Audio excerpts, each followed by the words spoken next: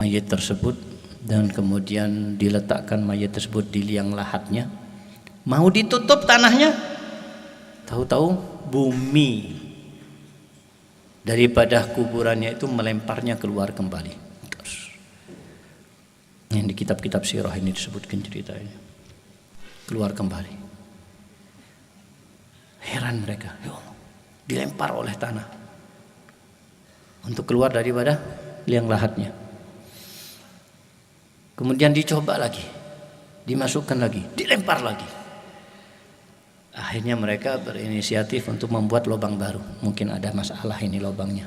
Lubang baru, lubang kedua. Ternyata sama, dilempar juga. Lubang ketiga, ternyata sama, dilempar juga. Sampai kabar ini kan pernah di saat berjalan bersama sahabat-sahabat Nabi yang lain, kemudian melewati seorang kafir yang harbi. Melewati seorang kafir yang harbi artinya berarti boleh diperangi. Maka mereka akan membunuh kafir harbi tersebut karena dia harbi. Tapi orang kafir harbi sebelum dibunuh itu langsung mengucapkan syahadatain, asyhadu an la ilaha illallah wa asyhadu anna Muhammadar Rasulullah. Sehingga sahabat-sahabat Nabi itu menahan diri mereka, tidak jadi membunuh. Tapi Muhallam, salah satu di antara mereka ini, tetap menggerakkan tangannya, menghunuskan pedangnya dan membunuh si orang tersebut yang sudah mengucapkan syahadatain. Siapa yang mengucapkan syahadatain berarti masuk apa? Masuk Islam. Akhirnya kabar itu sampai kepada Nabi. Sudah mengucapkan syahadatain, masih dibunuh. Maka Nabi memanggil. Ketika dipanggil, ditanya sebagaimana ya polisi kalau ada kejahatan pasti memanggil pelakunya dan memastikan terlebih dahulu. Begitulah juga Nabi Muhammad SAW. Apakah benar Anda membunuhnya? Iya. Padahal Anda mendengar dia mengucapkan syahadatain? Iya. Kenapa Anda membunuhnya?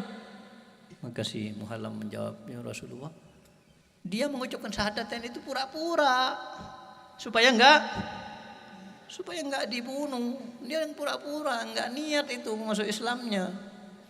Kata Nabi SAW, apakah Anda sudah membelah hatinya sehingga Anda tahu di dalam hatinya itu pura-pura? Enggak bisa menjawab. Apakah kita tahu hati manusia? Kita enggak tahu hati samping kita, di dalam hati sahabat kita, teman kita, apa yang ada enggak tahu. Tidak ada yang tahu di hati manusia kecuali Allah. Siapa yang mengucapkan syahadatain secara zahir dihukumi Islam. Maka kemudian Nabi marah kepada Muhallam. Marah sampai Muhallam sebelum dikisos ini sudah sakit, dalam keadaan sakit kan tidak boleh ditegakkan kisos sampai sembuh dulu.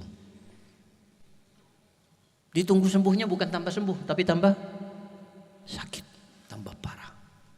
Sakit sampai ujungnya mati. Belum dikisos sudah mati duluan. Karena mungkin efek daripada marahnya Nabi sehingga dia kepikiran, nggak bisa tidur, nggak bisa makan, nggak tenang hidupnya sampai menjadi sakit parah sampai mati. Ketika mati, mereka mau menguburnya. Ketika digali lubang untuk mengubur mayat tersebut dan kemudian diletakkan mayat tersebut di liang lahatnya, mau ditutup tanahnya, tahu-tahu bumi daripada kuburannya itu melemparnya keluar kembali. Yang di kitab-kitab sirah ini disebutkan ceritanya. Keluar kembali. Heran mereka, ya Allah, dilempar oleh tanah untuk keluar daripada liang lahatnya. Kemudian dicoba lagi, dimasukkan lagi, dilempar lagi. Akhirnya mereka berinisiatif untuk membuat lubang baru. Mungkin ada masalah ini lubangnya. Lubang baru, lubang kedua. Ternyata sama, dilempar juga. Lubang ketiga, ternyata sama, dilempar juga. Sampai kabar ini kan kabar yang nggak biasa. Sampai kabar itu kepada Nabi SAW. Akhirnya Nabi mengatakan, andai kata kalian menggali sekian banyak daripada kuburan, tetap keadaannya akan seperti itu. Kenapa? Karena sengaja Allah Subhanahu wa taala ingin menampakkan bagaimana efeknya, besarnya, dahsyatnya dosa orang yang membunuh seseorang yang mengucapkan la ilaha illallah Muhammadur Rasulullah. Efeknya banyak, mungkin yang manusia lebih keji darinya, dari Muharram, tapi nggak sampai diperlakukan oleh Allah seperti itu. Kenapa Allah memperlakukan dia seperti itu? Ini jadi pelajaran buat yang lain. Ini dulu menunjukkan bagaimana besarnya marahnya Allah Subhanahu wa taala kepada seorang yang membunuh seorang yang muslim, membunuh seseorang yang mengucapkan syahadatain.